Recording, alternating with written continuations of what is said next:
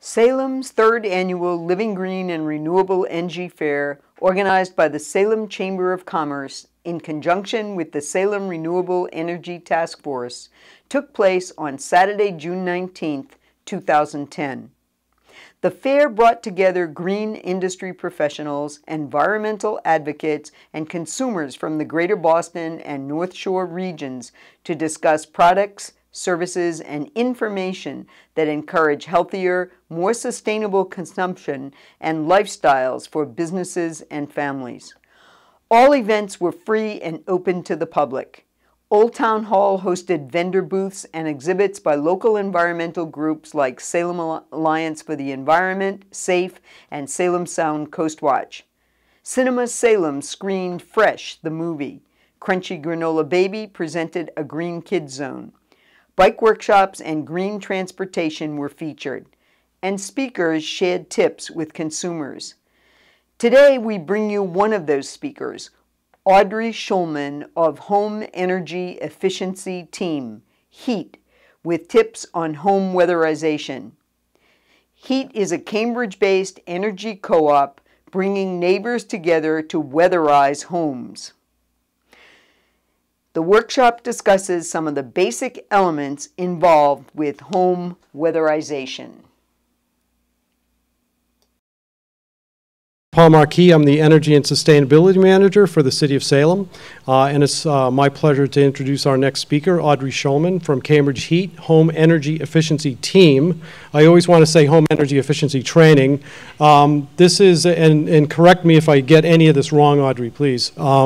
This is a group of citizens, residents, homeowners in Cambridge and surrounding communities who have put together this co-op with the goal of getting homes weatherized and improving energy efficiency in general through, insulating, air sealing, installing CFL light bulbs, etc. I'll let her cover the nitty-gritty details. But I'm particularly excited because we're trying to adapt and adopt the model of HEAT right here in Salem for our own weatherization program. As many of you know, we were recently designated a green community, and as such, we're entitled to some grant dollars. We'd like to take some of that grant money and create our own weatherization barn raising program, as these programs are often known, right here in Salem. So with that, I'm going to hand it off to Audrey. Yeah, I'm sorry, one last thing. Given that we're trying to launch a similar program here in Salem, we're trying to get volunteers. This program, as Audrey will point out, the success of these programs really hinges on the involvement of local residents. We need volunteers to create these armies of weatherization people to go into the target homes and actually do the work. So we've got sign-up sheets in the back of the room. If you're interested, please get your name there. If you're looking at this on Salem Public Access, email me at pmarquis, P-M-A-R-Q-U-I-S, at salem.com, and we'll get you on the list of volunteers. I'm going to hand it off to Audrey now. Thanks. Okay, tell me if you can hear me okay? Not that there's that many. So, there we go. Yeah, I come from HEAT in Cambridge, and I'll tell you a little bit about the history and then give you some great clues about how to decrease energy in your own home, as well as, talk a little bit about the events that we do. So I'm going to try and make it look fun. About a little bit less than 2 years ago, during the Bush era, I was in a grassroots group where we were all depressed and felt that we weren't having any effect with all our letters to the editors and our demonstrations and such. So we decided we'd heard of this model called barn raisings, where people the community got together and would put solar thermal on people's roofs. And we thought it would be great to do something practical, something really hands-on to bring down carbon emissions. But we decided instead of doing solar thermal, where you have to have a south-facing roof and several $1,000s in cash, that instead we would do weatherizations, because, everybody's got a leaky windows, an attic hatch that hasn't been insulated. Everybody's got a little bit of work that needs to be done. It costs a lot less, and you get a much faster return on investment. People get excited about renewable energy because they see it. It's big and obvious. You see a windmill, you see a PV panel, but the things that really save money and save carbon emissions is weatherizing your building so that you're not constantly pumping fossil fuels up into the sky. And it makes great money sense. So we decided we'd have our first event with like 2 or 3 weeks notice. We got some materials together. We found a home. We called it a barn raising. We sent out some emails. We figured we'd maybe get 10 people, and instead about 40 people turned up. It was an incredible monsoon too. It was just pouring rain, and 40 people turned up, and they were so excited. Like the thing about this is that people, it's a way of saving energy, it's a way of saving money, it's a way of making your house more comfortable, and helping to save the planet, or at least not hurt the planet so much. And people seem to get, no matter who they are, they seem to get really into this idea. So you get a lot of volunteers, a lot of team leaders. How we arrange the events, we began to, after that point when we saw we had a lot of interest and that there were a lot of people out there who were willing to do it, we began to have them every month. We would find a site, preferably a really big energy hog, something with really high energy bills per square foot. And then we would figure out what the work is to be done, find the team leaders to do it. We try to keep a ratio of about 1 team leader per 4 volunteers, so that the site is so that the team leader can give really good instruction, and so that everybody, the building and the volunteers, are kept safe. Nobody's running around with a utility knife doing crazy stuff. I wish I had my notes. We find, and we've looked at the energy bills afterwards of the work that we've done, and we find that on average we're saving from 3 hours of work with like 15 to 50 people, depending upon how big the site is.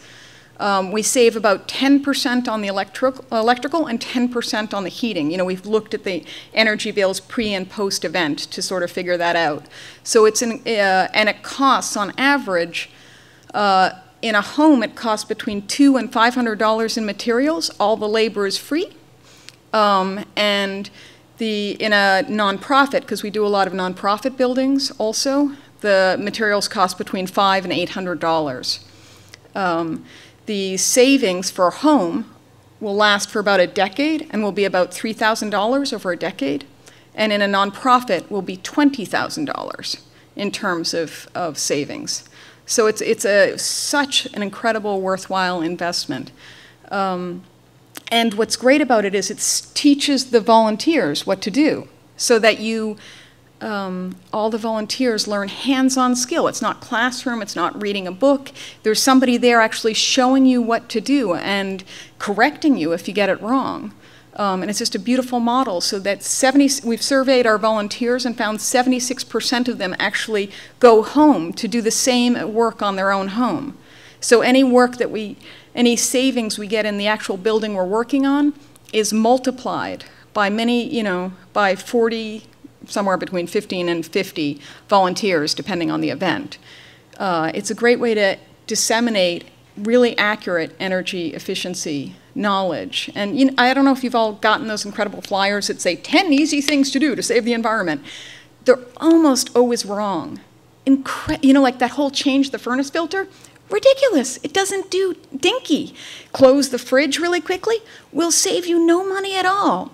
What you want to do is insulate the building and air seal it. That will save you, it'll cost very little money. You won't have to act like some sort of crazy nervous rabbit in your house, closing the fridge really quickly or putting the tops on the pots when you're cooking. You can act like a normal person in a house. Your house will be warmer, more comfortable, it's more soundproof, have less vermin. Like, you know, insulation and air sealing is just so wonderful. And it doesn't mean that we have to change our behavior in a radical way. We'll save money too. And so what we do is we teach this sort of information to people in a hands-on way so that they feel inspired to do it. And if you know anything about social marketing, a lot of the research into social marketing shows that when people see lots of other people doing the same thing, they feel they should do it too. So we're marketing very strongly by having all these neighbors and friends work together on energy efficiency, that energy efficiency is something that all of us should do. So it works on a whole variety of ways. We've begun to assemble some tools and materials now that we have, but here's, you know, we also ask people to bring some tools to share. So it's just a very communal event, and people really trust each other and work with each other. It's also a great way to meet people. You know, like you're not socially awkward if you're both using a hammer. You know, you have something to do. It's sort of like walking the dog. I don't know if you've noticed, but people who have dogs always seem to know each other in the neighborhood. And then after about 3 hours of work, we have a band that plays, and we have generally pizza and foods, pizza and drinks. So people get to talk to each other and share ideas and network. By now we have a blower door. We've applied for a lot of grants so that a blower door helps us to check where it depressurizes the house. That's a big fan at the bottom of the door that you can see. And it pulls air out of the house so that you accelerate the leaking in the house. So you can find where the leaks are. And you can also, there's the little computer thing that the guy in the green sweater is looking at tells you, quantifies exactly how fast that air is going out of the building. And with that, you can tell exactly how big the leaks are. If you took all the leaks and gaps in a building and pulled them together into one big hole, it'll tell you how big that hole would be. And, yep. If I may, I just want to let everybody know that one of our exhibitors here today has one of these blower doors if you want to see it up close and personal.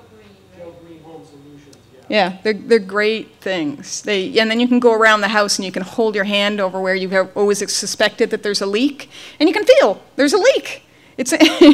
And it's a great way of proving to people that their building is leaking in places they hadn't suspected. Some of the work that we do is work around windows and doors. Okay, so since we started less than 2 years ago, there's now been, I think, 21 different groups that have started up around Cambridge that we help. We do blower door tests for them. We help evaluate the buildings. So if you want to start a barn raising group here, and the reason why we call it barn raising, just as a side thing, is because it's a nice historical thing where communities would come together to pool their tools and skills and strength to take on tasks that no one person could handle. And fighting energy bills, rising energy bills, and fighting climate change is something we really have to get together. It's way too big a task for any one of us to take on. So the idea has been spreading like wildfire, and it's really awesome. Even Harvard University is having their own barn raisings now, which is great. Phillips Brooks House had its first one. And it being Harvard, it was done really efficiently and safely. They had to have liability waivers for you to even stand on site. It was incredible.